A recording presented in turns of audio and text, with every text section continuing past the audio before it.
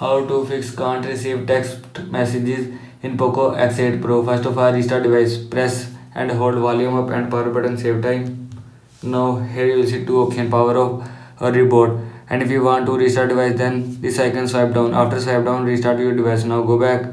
After that, check network. Open setting.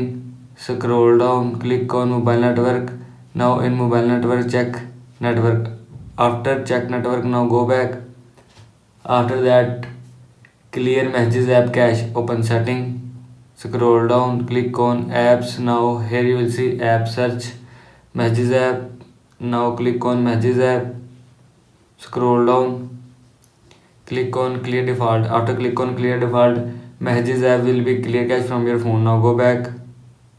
After that, software update. Open setting.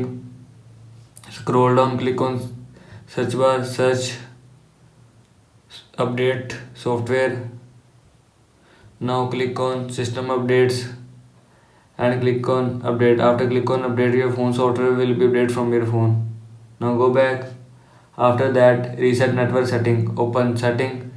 Scroll down. Click on more connectivity options.